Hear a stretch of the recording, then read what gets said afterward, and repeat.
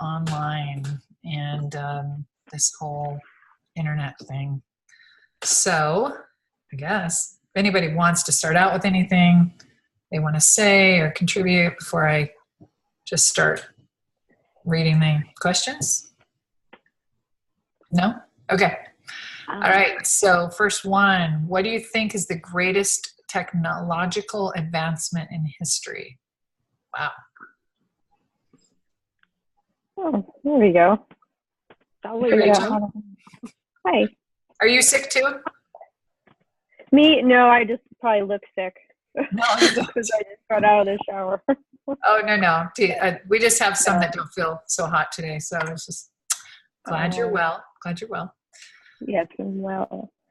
That was a hard question because there's so many. Right. But probably just the fact that we can communicate all over the world. And even how we're communicating, we can see each other. That's incredible to me.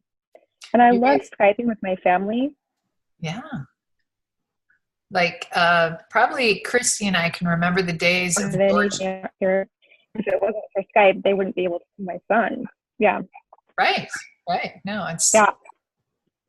I was going to say, Chris. Wait, what? Oh, it's cutting out, so I missed what you said.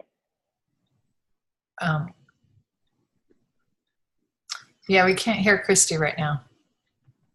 Oh. Anyway, I was just Sorry. I was saying the days when we didn't have cell phones or internet. Well, right. And there was a cartoon when we were kids called The Jetsons. And George would call his wife and you would see her little picture. And I remember going, what? How is somebody ever going to see somebody on a phone, right? Like we knew the phone, but now, yeah, like Rachel said, like I get to see my grandkids. I can see my missionary in Brazil. Like it's incredible. It is. I know we get with the emails for missionaries. I would email my son and he would email me right back. It was like chatting. Yeah.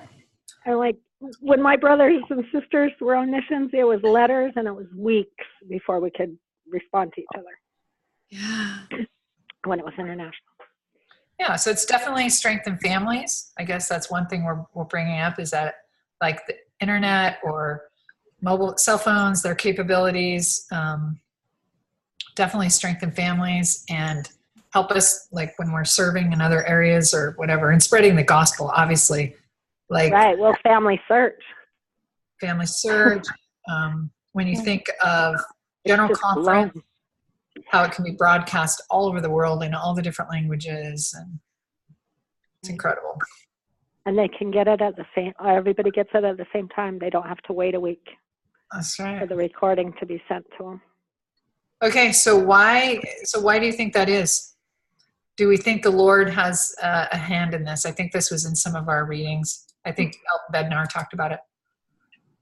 I think for sure, because you look at even like the restoration of the gospel and the time that it happened and when it happened and how it came at a time when there was a printing press so that they could print the Book of Mormon and reach more people that way. I mean, that didn't just happen at that time coincidentally. And I think it's the same way with us in technology, that the things that we have, it's not coincidence, it's there to help us. If we use it the right way, it can be a really great tool for us in spreading the gospel or just living our lives with the gospel. I mean,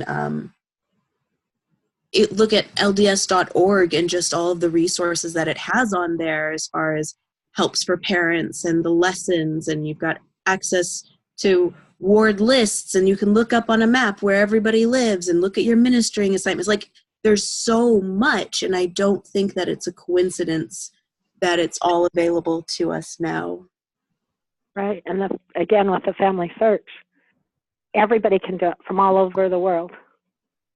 Mm-hmm. And you can get on and request a name, and it's not going to be done 20 times by 20 different people. It's reserved for just one person. Right. Mm-hmm. And missionary work. Didn't we read something about that? That missionaries are doing things on Facebook now. Well, yeah, missionary, they've got their tablets, and they don't carry around a whole bunch of books and things like that. They have their tablets, and it's instantly there where they can pull it up and show a video to an investigator, or show them any of the other resources. It's just right there. Right. Don't they even have some missionaries that just serve online? Yeah. I feel like that's something as well. Anybody else want to add to that? Carly? You're good? I was just thinking of all of the amazing ways like that we can use this technology. It was about 5 years ago now, after my father passed away, I hit my lowest. I have never hit a lower time in my life, and I was going through a really, really rough time. Let's close the door.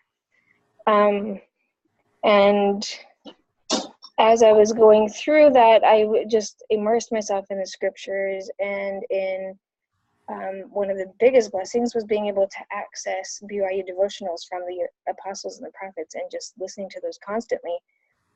In fact, during that time, I replaced all of the music on my phone with devotionals and general conference talks. And that was just playing in my ear all day long because I couldn't focus on anything else. And then during that time, I remember there was one morning I woke up at like 2:30 in the morning, just out of nowhere, and woke up and just had this thought that I should start a Facebook page and start recording some of my thoughts about everything that I was learning in the gospel during this time. And even the name of the Facebook page, everything just came to me, and I wrote it down, and in the morning, as soon as I woke up, that's what I started. And I've been doing that now for 5 years and haven't absolutely loved it, but I was able to turn a really extremely difficult time of my life into a couple different things.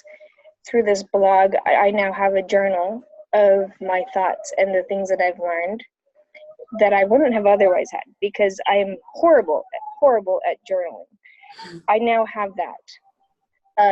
Second thing is I was able to reach, I now have over 100 people that follow my blog, and I don't post all the time, but I post as I feel the need to from the Spirit. And I have been able to reach over 100 people is just with my thoughts on what I'm learning, and able to share different things, gospel related, and a lot of things that I've learned like through schooling with the family. I've been able to share with this, and I feel like it's been a great blessing in my life, not just for me, but for others that need it. That's good. Carly, did you want to say something?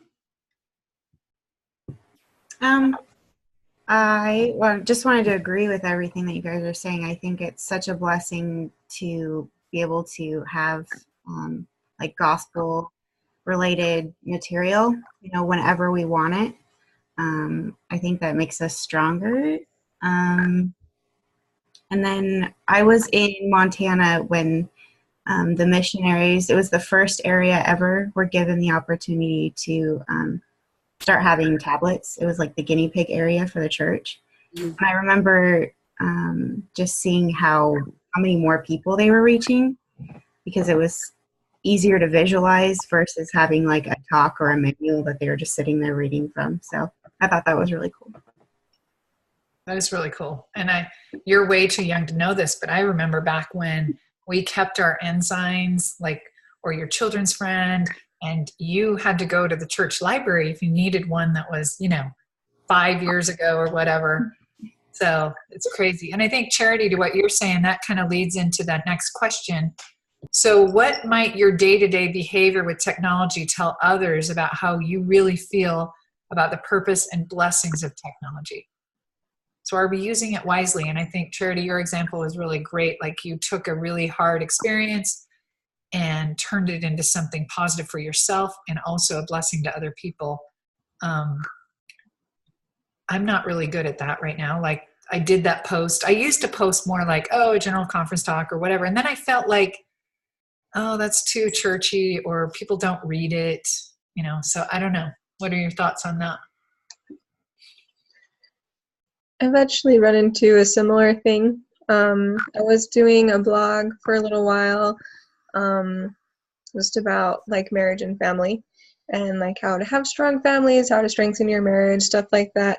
And it went really well. And then I had some issues and ended up deleting my Google account and whatever. So I stopped the blog, and I lost all the information because I forgot to save it on another document.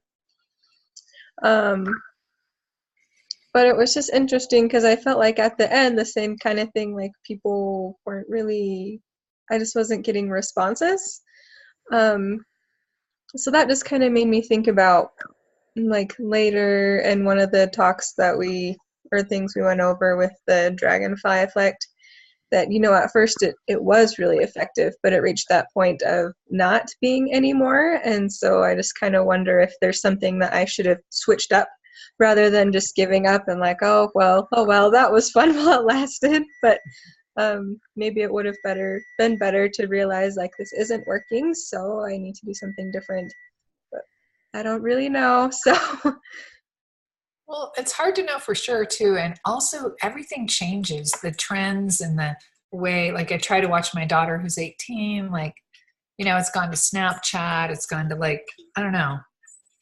Obviously Instagram's a big deal, but the way people post, they post to their story, it's different and it changes. And I think that's a tricky part too, is keeping your finger on the pulse of, and I'm a lot older than a lot of you guys, so I don't know what the answer to that is for sure, but I don't know. Anybody else want to comment on that? I was thinking about how it's all good, for all those tools are all good, but I also think it's important to do it in moderation. I noticed with my son, if I'm on my phone, he knows, and he's not paying attention to me. And I can feel that, and it's so important to pay attention to him. And I think moderation is also just as important as utilizing it. Yeah, that's a good point. Very good point. Especially when it comes to our kids, because, we're going to be telling them that we don't want them to spend all this time online.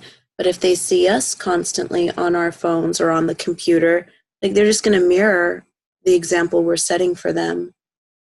So moderation, I think, is the key, because you know what, like we're saying, technology and the internet is this really great thing. And I think sometimes we just focus on all the bad that can come from it, but there is so much good.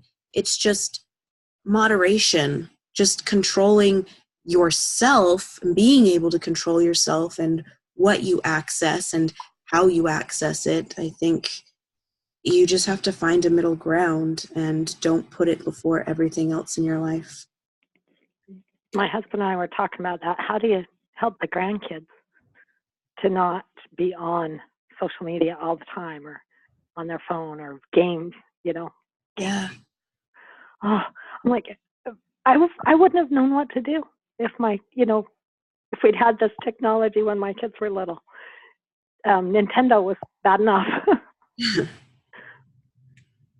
What do you do? I think it's, how do you help them be moderate in their use? If you tell them no, and you just, with little ones, I think you can have control, but like my daughter with Snapchat, like it is a constant. So I sat down with her and I don't know if it was this class or another one, I can't keep track, but we had the opportunity, I had to teach somebody. So I was talking to her about that what things as they really are. And, just like, so does it invite the spirit? Does it chase it away? And I'm like, this is stuff I have to think about too. Like, this isn't just you, like, cause as, somebody, or Jessica was just saying, yeah, we can be just as guilty of being on our phones too much and that distraction away from the people in the room, They notice it. They notice. And then when they bring it up, then you get that guilt. We don't need that guilt, man. No more guilt. No more guilt. Okay, let's go on. Let's see. What connections can you make between Elder Bednar's principles and the four wings of the dragonfly? So Katrina just brought up some of that. I didn't write down what were they? It was like catch or get attention. Oh, I have to look Edify back. and uplift. Are you talking about the dragonfly model or Bednar? Well, it says to make connections between the two. Yeah, so Bednar is be authentic and consistent, edify and uplift, respect intellectual property, be wise and vigilant. Right. And then dragonfly is focus, grab attention, engage, and take action. So I think a lot of them are similar. Right. Yeah. Doing well by doing good is something I read. I mean, I think that edify and uplift, everybody's got people that go in there and complain and whine, and you're just like, really? Like your life is really not that bad, and you're just. I hate it. You have those people who complain about everything. You're like, you guys, this is life. Like this, you're okay. So why are you posting this on social media? What is your purpose behind this post? That is like my biggest thing that I always try to think about before I post is, what is my purpose? Am I trying to get that attention? Am I just sharing this good fortune? Am I trying to uplift somebody else? Or do I just need someone to commiserate with me about something? What is my purpose? Yeah. Mm-hmm. Right. And when you put somebody down on social media, you don't have a gauge or a stop meter, whatever, on how other people take it. Yeah. You know, they could take it a myriad, many different ways, and it may not be the way you mean it. And you can't take it back, that ripple effect. Yeah. Bad. Which is what it talked about in one of those. I guess it's just our behavior. Okay, so yeah, we just said, Rachel said that a lot of these are similar. They promote and reinforce each other. Do you agree or disagree with the argument made? I don't know what the argument was. that there's connections? I don't know. I think that was supposed to be with the video, with the websites that we look at. I looked at, am I talking? Okay. Yeah. I compared the questions to the other page because I was like, what happened here? And I realized that they told us to go and look at 4 web pages. Mm-hmm. Yeah, I haven't done it yet, but tell us what you found. Yeah. And so then I realized, okay, you're missing that sentence in between. Identify which website blogs you visited first. Do you agree or disagree with the argument made? So I think it's to do with the website. So but I still don't understand how that applies. So what were the blogs about? What were there? Well, I actually found websites. I got into where they were talking about nonprofit and get people to donate and, give, have your companies give. And so I went to like our credit union out here. They've asked members to donate $1 a month. And it's amazing what they can do with that $1 a month. They provide school lunches not school lunches, backpack for the kids to take home so that they can have an evening meal, or on the weekend, so they'll have food for the weekend. There's just a list of things that they can do. And like hats and gloves and scarves and school supplies. They support food pantries and the city mission. There's, so many things, and it's just $1 a month. It adds up. So promote something good. And, I thought it was really interesting that, okay, we're promoting good, but we're making money on it. I wasn't sure I liked about that. And I thought that's where it's different with Elder Bednar. He's not telling us to go out and make money with it, but I thought it was interesting. Okay. That you can, it's not all about looking for money. That's not what happiness is. I thought that was a good point. Good. Okay, thank you. I need to read those and look into that. So, I don't know, that next question. Use the above readings from the dragonfly effect as a barometer. What evidence was left out that could have helped to further reinforce the argument? what made it persuasive. I'm not quite, I think some of this is a little confusing, even if you have read it. Yeah, it is. So I think I visited a couple of blogs of like people who I follow on Instagram. They have blogs and websites that I've never visited. So, they're all about empowerment and self-bettering and that type of thing. So I went to their blogs and read some things. And what I found interesting is that it definitely makes the idea that somebody is trying to share much more personable and actually realistic when they share a personal experience about it and they can put it into real life so you can see how these things are applicable in real life rather than just telling you, oh, you should do this and this and this, but saying, okay, this is what happened in my life and I wasn't doing this and this was a result, like that type of thing. I also think that in regards to blogs and websites, when they're presenting an argument, to present both sides of it and not in a negative way, like they say this and this is wrong because of this, but to dispute it in a reasonable way. I think that makes their argument stronger.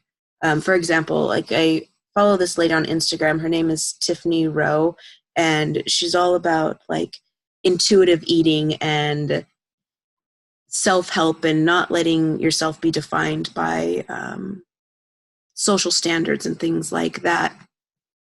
But she talks about like the diet culture and the things that you will hear from outside places. And then she'll take that and say, this is why I disagree with it. So she presents both sides of the argument. And I think that that's helpful when someone's trying to get their point across. Yeah, that's very good. I think a lot of that goes back to the authentic thing that Bednar talked about, or like Rachel brought up as number one, because I think that's what people really want. We're kind of, think on TV, how many shows are just about people doing what they do, like families, like, I don't know, I was into a lot of those TLC, like 17 Kids and Counting, or yes, Little People, Big World, just people in kind of a little unusual situation, but we're fascinated with their life because it's like, it's what they're just doing, And I think that that's interesting to us. And so I guess that could be part of this whole thing is, how do we share with people just stuff that we're doing, that we're believing, that we're learning from this class, that is, it's good for us, it's helping us, but doing it in a way that comes off authentic, not whiny, not complaining, not somehow catches attention. Empowers them. Yeah. Leads them to do good. Yeah. Have you guys read that Stephanie Nilsson's blog, The Brave Survivors? Mm-hmm. Yeah. Crash story. Okay. That was a great blog. Yeah. And she wasn't whining. I mean, she had her moments, but she wasn't whining. She was just telling her story, and hey, you can survive too. Sorry, great. I'm nervous. There's like a blizzard out here, and my daughter is driving home from her doctor's appointment. I'm like, I heard him talking about a vortex of snow. We haven't got any snow, but I'm like, oh my husband just came home and he said there for a few minutes he could not see at all in front of him. Like, oh, he was a mile from home. I was like, oh, I'm so glad you were close. All right, so it looks like we got 10 minutes left in our meeting. Do you guys see that message? Yeah. Okay, so I don't know. I feel like we've kind of covered that. I don't know about that. Anybody else want to talk about, Facebook or blog or anything that they've? One thing I just wanted to add, I went to go look at the Fight the New Drug website for one to see how they compared with the different things. And I thought it was interesting. They did have they have their own blog that they post information about that's like really, it's backed up by research, and they also have personal stories from people who have been addicted to pornography or who have been involved in producing it and that kind of thing. And it's really good. What was that? It's called Fight the New Drug. Oh. It's a website just trying to raise awareness about what pornography actually does to people. That it destroys your relationships, that it alters your mind and the way you think. And but one of the things that I noticed that they did that I liked, let's see if I can pull it up.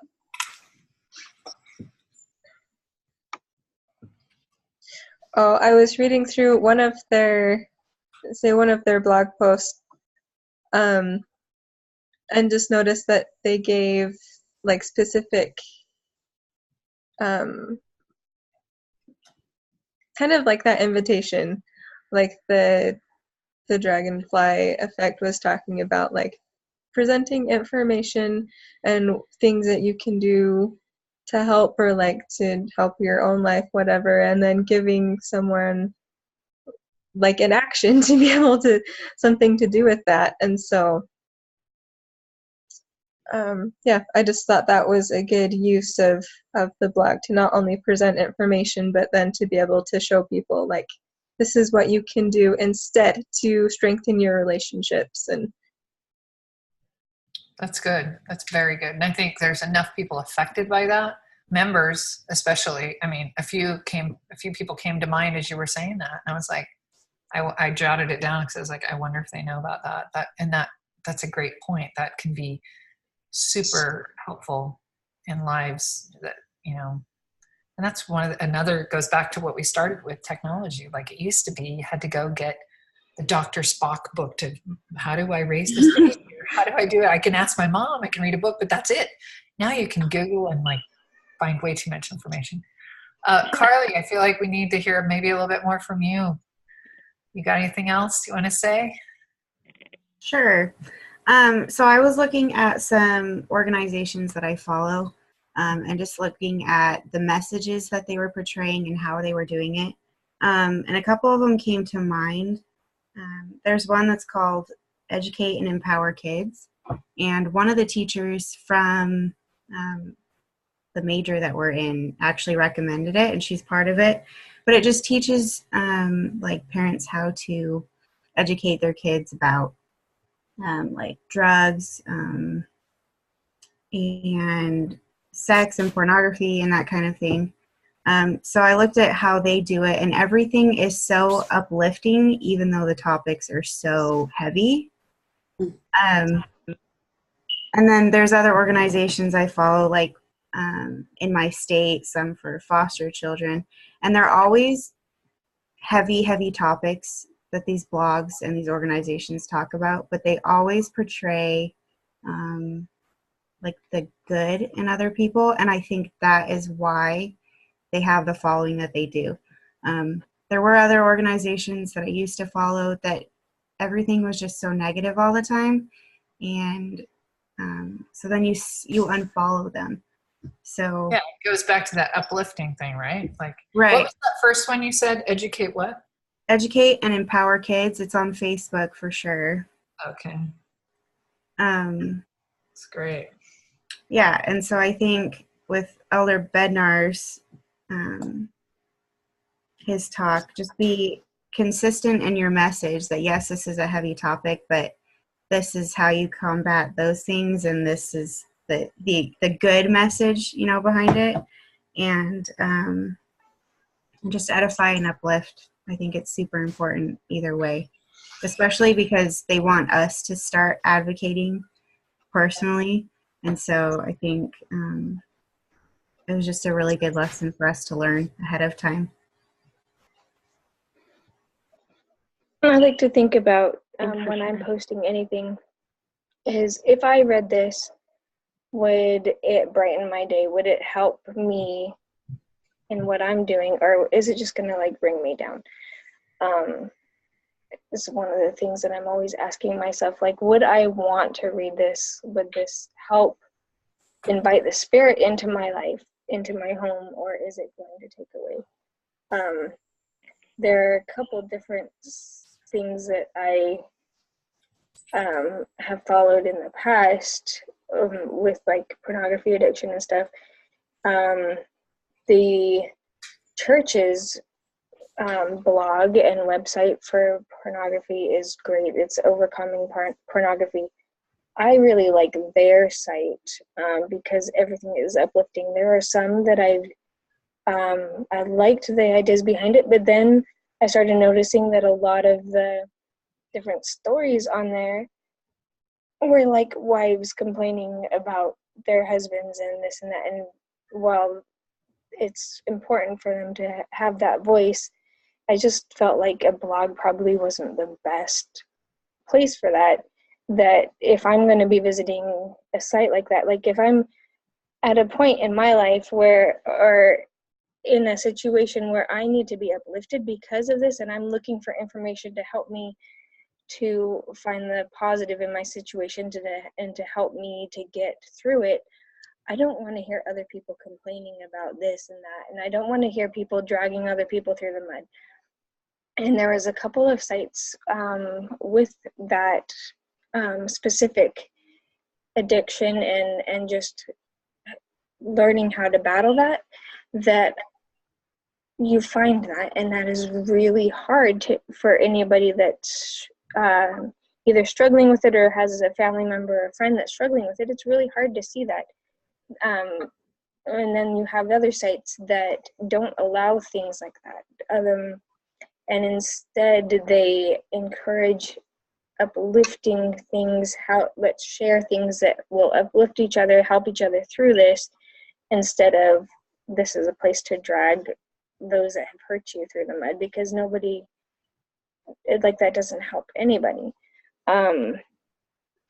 So I just think like that's an important thing to remember as we're going forward.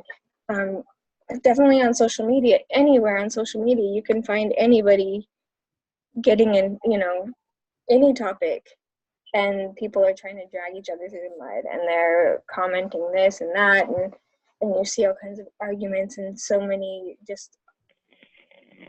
things that it divides us. And so the purpose of our things that we post on social media, whatever it is, whether it's a blog or just a post or whatever, should be to unify. Just as the scriptures say that we should all become one. So find that place, that point where we can be unified, even with those that don't agree with our views. We can find a point where we can both agree that, you know what I mean? Like, I don't know how to explain it because my head hates me right now. But just to find that point where it's an agreeable conversation. It's a way to attack the issues without attacking each other. Good. Yeah. And I think being picky about what we watch, right? Like being picky. And that lets us know other people are also going to use those same filters to be like, do I want to see this? Do I want to read it? Is this helpful to me? Does it have value? We hope everybody's that discerning. Okay. I think that the recording, mine says less than a minute. What did your... Yeah. Does anybody want to say anything else before we close? Because I think we've pretty much... We need the summary. Mm-hmm. Oh, yeah. I did want to add one more thing real quick. I was just, because it just popped in my head, but one thing that I thought was interesting, did you guys watch that little video on the power of liking something? Mm-hmm. But one thing that it said